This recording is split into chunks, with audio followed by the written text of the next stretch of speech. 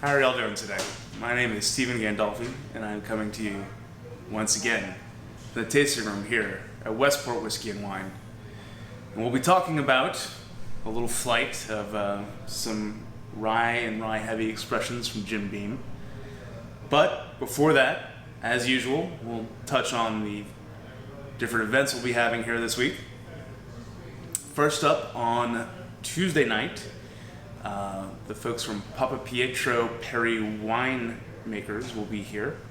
They are out of, I believe, North Coast or Dry Creek region of California. They produce some Zinfandels, some Chardonnays, and a bunch of really interesting Pinot Noirs. But they'll be here Tuesday night, $15 a person.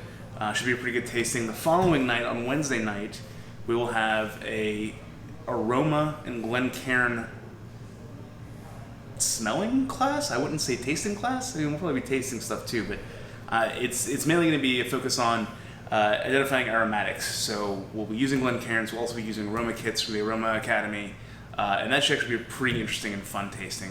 And the people who are leading that tasting, Martin and Tom, should be a lot of personality in one room. That's going to be fun. Thursday night, I'll be rolling out the Build Your Own Flight Matrix that we've been working on so that you too can know the joy and completion of designing your own flight. It's something that gets me through the day. You know, every week when I come in here and do these flights, I feel really energized and like I've done something good in the world. And speaking of, let's touch on this week's flight. So as you see here, we've got Basil Hayden, Jim Beam Rye rather, Old Grand Dad Bonded, and Old Grand Dad 114. Basil Hayden, Old Grand Dad Bonded, and Old Grand Dad 114, of course, share the Jim Beam High Rye mash bill. So they're all built from the same recipe. Jim Beam Pre-Prohibition Rye is straight up rye whiskey, so it's not a high rye bourbon like these other guys are. But if we start here with Basil Hayden, I think everybody here knows Basil Hayden. 80 proof, it's their high rye recipe again, but it's much smoother, sweeter, and less spicy than its counterpoints. And I think at 80 proof, it'll be a good step in before we move on to the 90 proof pre-prohibition style rye, which beautifully spicy, vanilla, some sugar, like brown sugary kind of sweetness to it, but a really beautifully spicy Kentucky rye. Most of the time for ryes, if you're dealing with a Kentucky rye, you're going to see the minimum amount of rye expected from a grain bill. So minimum amount of rye is 51%. Typically, Kentucky ryes come in around 60. You know, what we call like barely legal rye. But this really shows off those spicier notes that you would consider or you would expect from, say, like an Indiana rye. And I think that sets it apart from, you know, some of the other styles that are produced locally, like, say, Turkey's Rye, or even some of the Willet Ryes, which can be, you know, on the sweeter side, but still lovely spicy note on those too.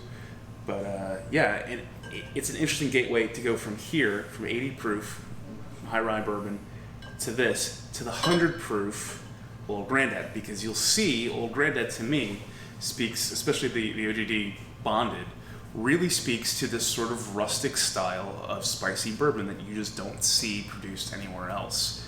I mean, you can kind of get notes of it sometimes in Four Roses, sometimes in some MGP whiskeys, especially on the younger side. But there's something so distinct about Old Grand Dad Bonded that it just stands out to me. I mean, just like the rest of these whiskeys too. These are all some, I mean, very distinctly different bourbons. Especially than what we usually do when we've done like high rye flights in the past. But moving from these to one of my favorites, and I think I've probably talked excessively about this in the past, but we'll just finish here on Old Grand Dad 114.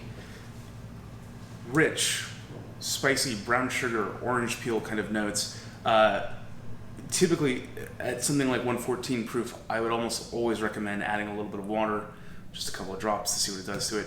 114 does not benefit from adding water. I will not recommend you add water to this whiskey due to its youth and proof. It actually drinks better as is. If you add a little bit of water to it, you'll wash it away.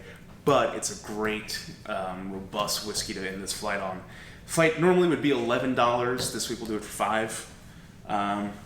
So come on down this week and join us for an exploration of rye content in Jim Beam bourbons.